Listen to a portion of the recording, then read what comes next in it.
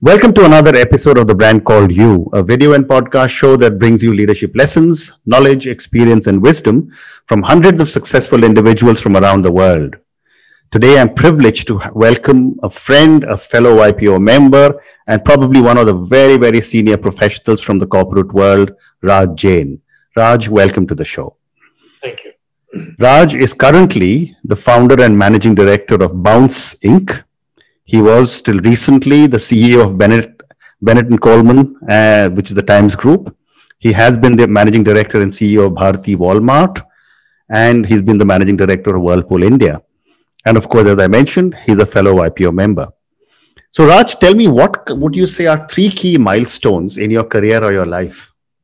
Yeah, so I'm one of those. I think I kind of keep my career and my life separately. So I think a lot of us tend to confuse our careers and our lives. So if I talk about my life in general, I think the biggest milestone probably which God had for me probably was to be born in a middle class family in Delhi and belong to a family where my father was a government servant, and I imbibed all those values as I grew up in Delhi. And that started my journey and culminated in where I am today. I think my second, probably most important, milestone of life is when we started a family, Ritu and I, my wife and I. And I think having two children now who are grown up and seeing their lives now from a different lens is a very interesting, intriguing, and satisfying experience. And last but not the least, I think my third milestone in life is when I've retired from my active 9-hour, 10-hour a day duties, and I'm kind of rewriting a new chapter. And I really don't know how to write it, but I'm kind of enjoying every day. So Terrific. Terrific. So that's an interesting segue into Bounce, which is, I think, the start of your new chapter. Tell me about Bounce and the kind of work you're doing. So Bounce is, as you had also mentioned, it's a second innings, if you like. Being a golfer like yourself, I just feel it's the back nine of your life. Correct. So you played your front nine, and you're now at the back nine. You're a bit tired physically, but the flip side is that you have now made all the mistakes you had to make in every shot you had to hit. So hopefully now you learn from those mistakes. And therefore play a better game as you go forward. So I think that's how I see Bounce. I didn't want to hang up my boots as I retired from active service, with the Times of India Group. I wanted to be an entrepreneur of my own, something I always wanted to do, but never had the opportunity, call it courage, call it whatever. And so I started selling what I'm good at, which is really my experience and my wisdom and learning, which I have gathered some of over the last 40 years. Okay. So it's a different kind of consulting activity. I work with promoters, I work with companies who are looking to basically get advice as well as practical work done from people who have actually worked 30, 40 years in the industry, as opposed to very smart young people who are very good at PowerPoint, who are very smart otherwise, who know all the concepts. But they may not know what it takes to be in the trenches and the mistakes you make in execution. So that's my pitch to my clients. Fantastic. So now let's move to your professional journey. I mean, I watched you for almost a little over 2 decades, and how easily you seem to have moved from a consumer durable to a retail to an FMCG brand to the media business. How would you differentiate building brands in such diverse categories? I think I've been very fortunate to have worked in FMCG and durables and retail and lastly media. So 4 distinctive careers, I would say. I think building brands in each of these industries is similar and different. I think the similarity lies in the fact that you have to be laser sharp focused on your end consumer. So whether it is the reader of the Times of India in the morning, which increasingly is diminishing from what I would say print media to digital media. But still the same consumer, Correct. With a different maybe age profile and so on and so forth, interested in news. Or a consumer durables consumer who's invariably, the user is a housewife or the lady at home or the maid at home, if you like. But the decision maker is different, which could be the man of the house and or the family altogether. And then FMCG, which is a very low ticket purchase. The consumer makes a personal choice. You're willing to take risk because, it's a 20, 30, 40, 50 rupee investment. If you don't like it, you can always change your brand. And the dynamic that plays there. And then retails, which settles somewhere in between, I think, where you are actually sort of, you don't make any brands, you sell other people's brands. So building a retail brand is all about providing experiences and values. So I think the 4 distinctive ways were what I've learned. But as long as you stay razor sharp on your consumer journey, then I think you make the right choices about brand building. So as a marketer and as a leader, what were some of your key challenges in each of these? I think as a marketer, I think my challenges were largely related to, I think, consumer understanding or deeper consumer understanding of my customers as opposed to my competition, number one. Number 2, differentiating myself. So in retail, for instance, how do you differentiate yourself? One is, access and location. Convenience will always trump anything else in retail, for instance. But people are also very value conscious.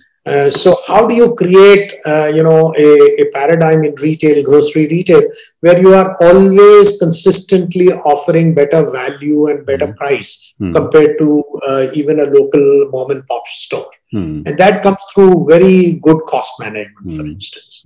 So while you are building a brand on price, but really the juice of that lies in your cost management. So I think those are some of the other thing is that while you may learn and understand consumer and know what to do, but your team, especially the people who are in manufacturing, in research, who are in finance, who are in sales, they may or may not understand it fully.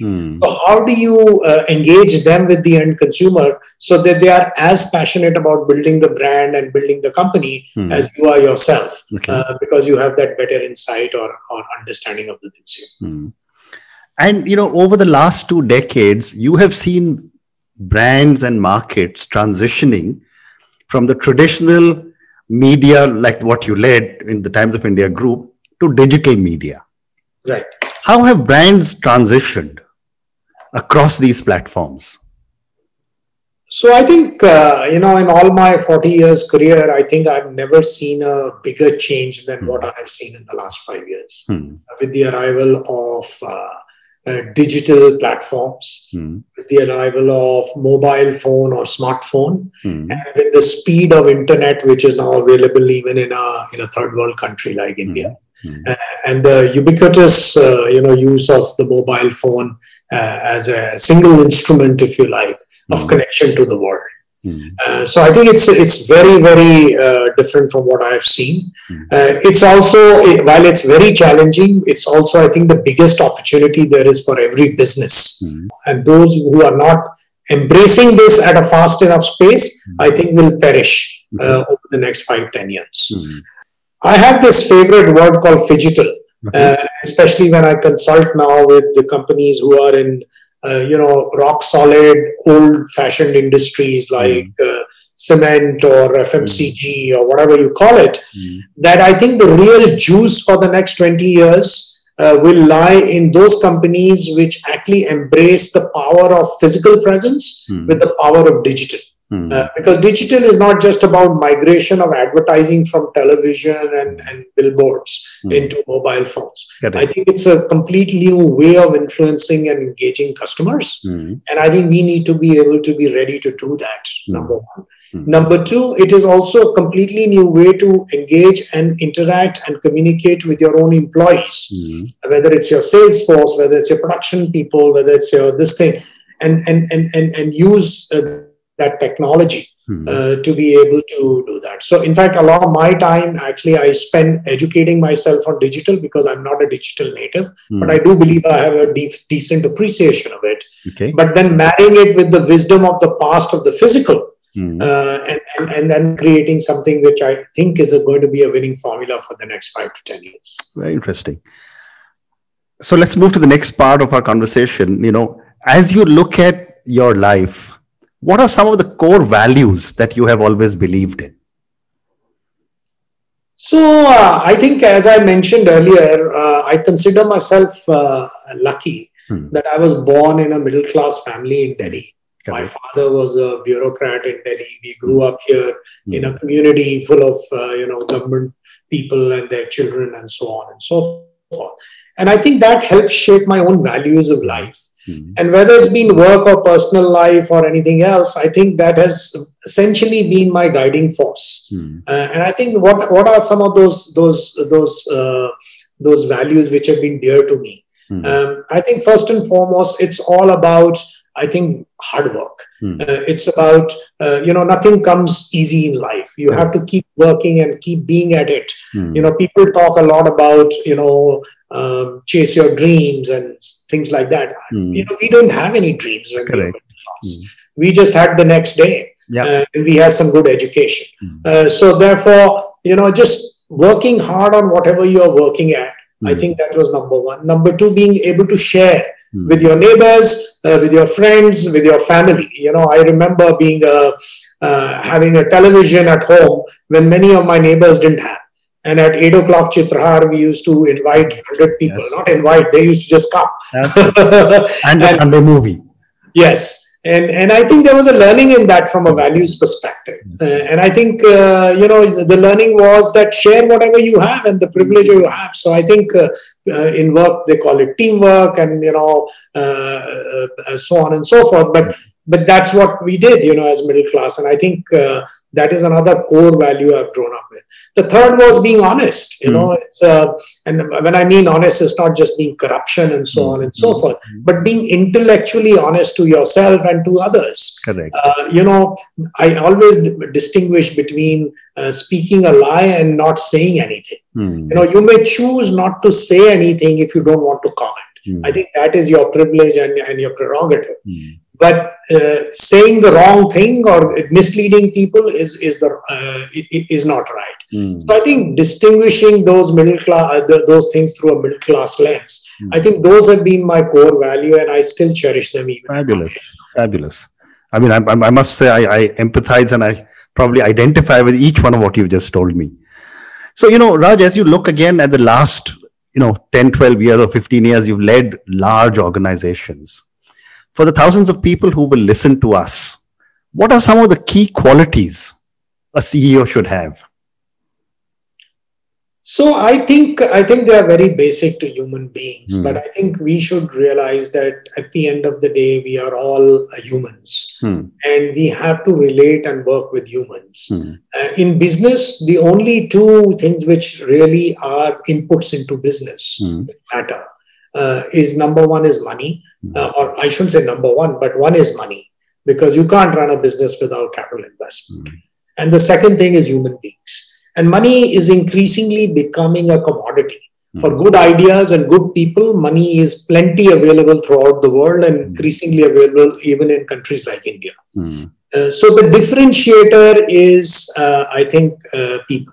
And therefore, what I would say is that understanding people and working with people is probably one of the most important things one needs to imbibe as a leader. You need to empathize with people. It's not that you don't take hard decisions. You have to take hard decisions. But if you do them with empathy, if you do them in a way that, the other person understands. I've had situations in my life when I've had to ask people to go, but I've shook their hands, had a coffee with them, and they perfectly understood the decision I had to take and the reason why I took that. So I think, to me, empathy with people is probably one of the most important attributes of a great leader. As they lead large businesses and large companies. And I think the more people develop that, more successful they can be. Okay. One more question before I move to the next section. You're working with millennials, the Gen Zs, who are really the inheritors of the earth, so to speak. In all your experience, how has it been to work and sell brands to the millennials and the Gen Zs? It's a very different community. Yeah, so I think these are people who have been grown up in the digital age. And for the last 20 years, they grew up with television for sure, but they grew up with mobile phones, they grew up with computers, and they're very savvy with all this. And as I said earlier, this is a new chapter in the history of human civilization. And what it will lead to, we have no idea. Correct. But I think there are certain principles of human behavior which I think are common and exist. I think Generation Z is somebody who grew up in plenty. They didn't see the kind of ration shops which you and I have been to, and the milk queues which you have been to. So we grew up in scarcity. We grew up as hoarders.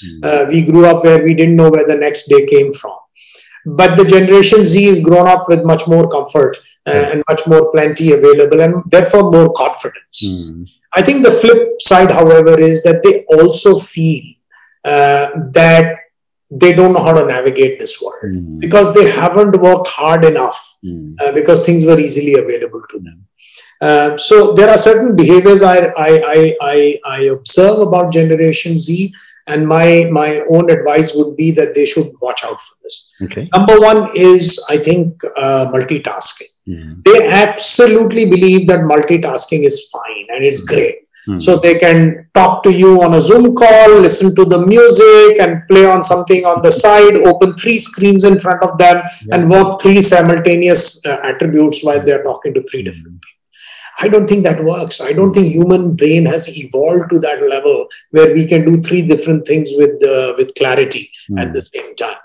So I think learning the basics of that is very important. Whatever you do, you commit to it, the time and the energy and the focus, and don't get distracted by digital interference, which are plenty these days. So I think that is one. The second thing is that you have to commit to things in general. There is nothing like, this is my dream and I want to chase my dream. Yeah, I think that happens in some cases. But I think in most cases, your dream evolves as you go on in life. So whatever you are doing, just commit to it, work hard at it, and try and make that happen. And you can work towards your dream as you commit to what is the task on hand today. Sure.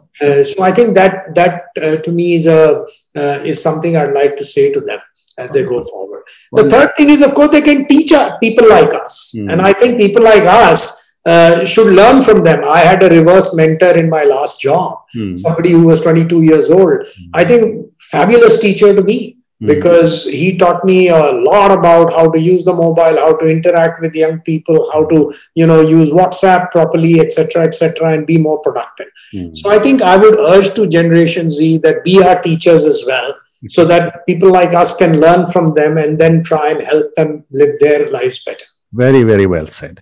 So I'm going to ask you a couple of questions now on second innings, and I've often said this, that, the age of retirement or superannuation is only a company policy. Given today's good health, our life post 60 is probably going to be as long as our working life. Yeah. And yet a lot of us don't prepare. So my question to you is that at what stage of our life should we start thinking of life post superannuation? So I think, first of all, Ashutosh, I don't know whether you recall, but a long time ago when I had met you, you had given me a copy of your book on retirement. I thought it was a fascinating read for me personally. This was about 3-4 years ago, I think. And I think my own sense from that book, as well as from many other things which I have done and the journey I've traversed, I think one has to start to plan about the life post 60, which people loosely call retirement, about 3 to 4 years before that. Correct. Unfortunately, at least in India, there's a there's a chronological age at which you are expected to quote unquote retire from companies or from a government job or whatever you're doing. But I also feel that it is the most useless concept in corporate India or corporate world, or even in the government, because at the age of late 50s and early 60s, the person is just ready with all the learning and wisdom of their lives. And that is when one day you come to him or her and say, okay, you are done now, I've got to replace it with a younger person. Now, I'm not saying people should not retire or should not give up actively what they're doing, because we have to create space for younger people to come. And the younger generation is also very smart. But I think there's got to be a place where the wisdom of the 40 years can be married with the energy and enthusiasm of the 25 years and effectively used in organizations. So, in fact, if you ask me to talk about Bounce, I have 5 or 6 people working with me. All of them are so-called retired people. And these are people all living their second innings. We've got great clients. And what we bring to the clients is this 200, 300 years of wisdom. On various specialty areas. And when we marry that with the young team of our clients, I think we start to create a lot of good stuff, which happens in their company. Fantastic. So I would say, I think thinking about your second innings 3 to 4 years before that is important. Some people may not want to work actively in business. They may want to teach. They may want to see the world. They may want to cook, or they may want to do something else. I don't know. But whatever it is, I mean, you need to find that, and it takes 2-3 years to do that. Terrific. So Raj, I'm moving to the last section of our conversation, which is some questions for you personally. Sure. As you look at a career which has been so successful, such large organizations you've led, prepared for life after 60, what does success mean to Raj? I don't know. I mean, I'm a little sort of embarrassed about the word success and successful. I think everybody is successful in their own right. And it all depends on your perspective. I think, corporate career-wise, I might be successful or mildly successful from what I started doing. But there are lots of things in which I consider myself unsuccessful, whether being a great parent or great husband or a great son or a society member. I mean, sometimes I feel very unsuccessful about the fact that India didn't make the kind of progress which China made in the 40 years when I was active. I attribute some of it is to my own, disappointments and my inability to do enough for the country. So to me, success is a mixed word, and to me, success therefore is yes, I would say I've been successful in my career, but I think I have also been very unsuccessful in many other areas of my life. So I think on a balance, I just think I have lived a decent, good, healthy life so far, and I hope that where I was unsuccessful, I can do something more meaningful in the next 20 years. Very interesting. So I've got time for 2 more questions for you. My next question is that, it's a question on failure.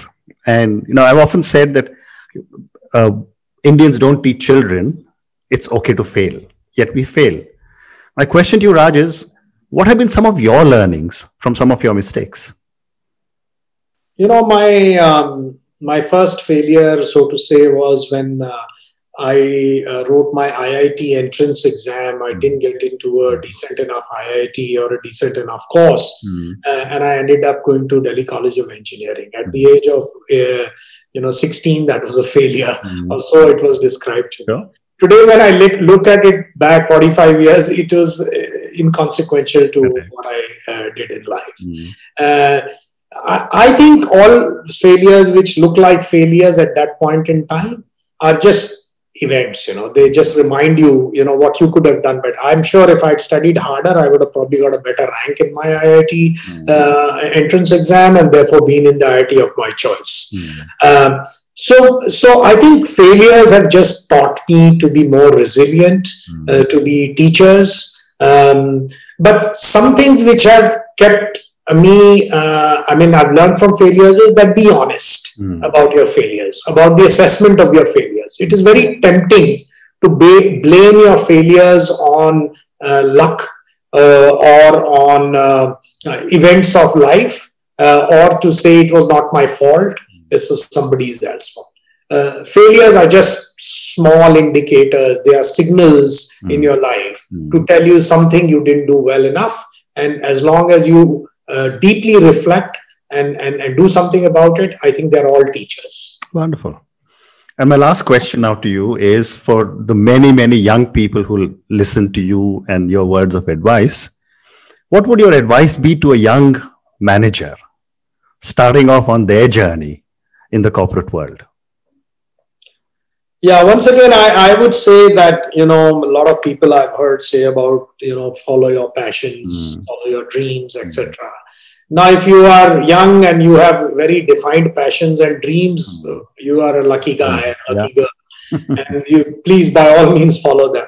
But I don't think most of us have very defined passions and dreams. And they change too, like dreams every day. So don't commit yourself to a path too early. Experiment, figure out what, dip your toes in water, figure out what you like, what you don't like. And it's okay. I think today's millennials can try for 8 to 10 years before they can figure out what they really like in life. And so I think my advice to you would be that, try a lot of things. Fail in a few, learn from those, educate yourself. There is a lot of education available these days, not only in universities and colleges, but also online and otherwise. The amount of information and therefore knowledge available these days is, you can spend your whole life and still not even suck up 1% of what is out there. Correct. So continue to learn from what is out there. And then as you grow and mature, you will figure out what you really like at. You will also figure out what you're good at. Because everybody can't be good at everything. There are a lot of things I realized I was not good at. For instance, I knew, early in my career, I wasn't good at reading financial statements. So I always surrounded myself with guys who were very good at that. So I think that's also very important. To figure out, and once you figure all that out, then find the right place to be in. But on the other hand, if you are landed up in a place where you are miserable and you don't enjoy, then don't be afraid to take a few steps back and go back at it in a different way or in a different place. Well said. Because 40, 50 years of career is a long time for you to take a 2-3 year sabbatical or a 2-3 year knock to come back stronger. Very nice. Raj, thank you so much. It's been such a pleasure speaking to you. I think everything you've said will resonate with so many people. I wish you and Bounce and everything else you're doing lots of success. Thanks, Ashutosh. Thanks for giving me the opportunity. Thank you. Bye. Bye-bye.